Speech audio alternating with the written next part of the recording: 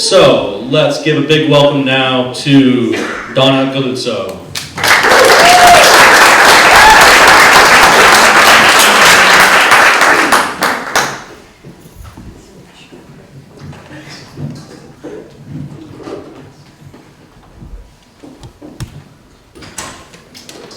All right, so my story is about, it started like 25, almost 30 years ago. When I was teaching in the South Bronx in New York City.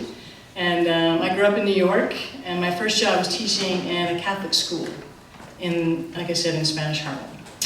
And it was really weird to grow up Catholic and to go back and teach in this place. And there were still nuns teaching there. In fact, most of the teaching staff were nuns.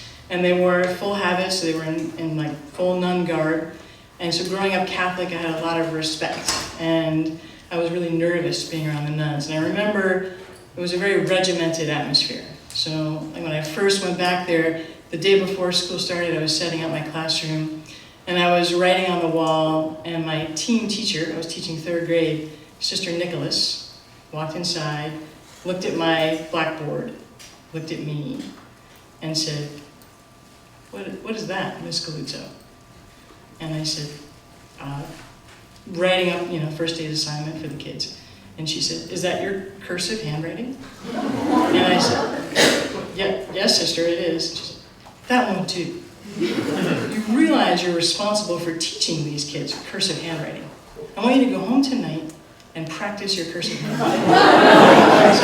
And that's the kind of atmosphere it was. I remember going home, I lived with my parents, sitting at the kitchen table. I was 22.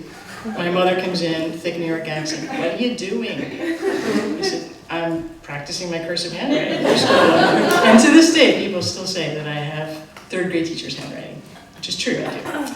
So that gives you a sense of the kind of atmosphere it was. A lot of things happened. I went through the school year and surrounded, teaching like lay people just like me, and also teaching with a lot of nuns. And it was a lot of kids, 39 kids all by myself. It was a very intensive atmosphere. And so first year teaching, any of your teachers in the room, I was also coaching. I had like an hour-and-a-half commute to school. I was way behind, right?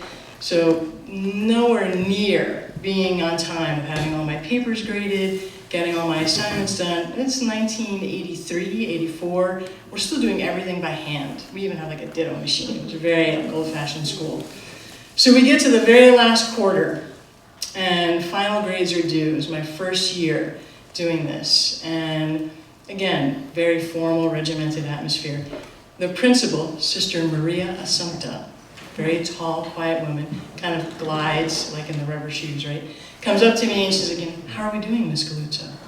Are you ready with this? And I'm freaking out. I'm totally freaking out because I have literally paper bags full of assignments from the kids that I have not yet graded. I have maybe a couple days left till the end of school. I have 39 kids. I have to grade all their papers, hand average them, figure out their end grades, write up their report cards. We handed the report cards out to the kids. We didn't mail them because a lot of our kids didn't have mailing addresses. And then I had to turn everything in to the principal's office. So I'm super freaking out.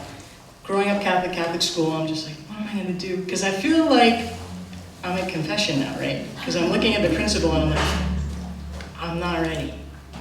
And sister, I've got bad news. There's no humanly possible way that I'm going to finish all this by the time grades are due. And she's, looks down at me. All right, Miss Galuzzo, meet me downstairs in Sister such and such's classroom. So I go down to the 1st grade classroom, and I'm sitting there. She said, bring all of your papers and everything that's not done. So I go down there, and I'm sitting there, big old Catholic school, super high ceilings. Every nun who teaches in this school starts filing in this room. And then the nuns are I don't know if you've ever seen a group of nuns at work. And they're like all over the room, and I'm just ordering them. I'm 22 years old, I'm like ordering them around.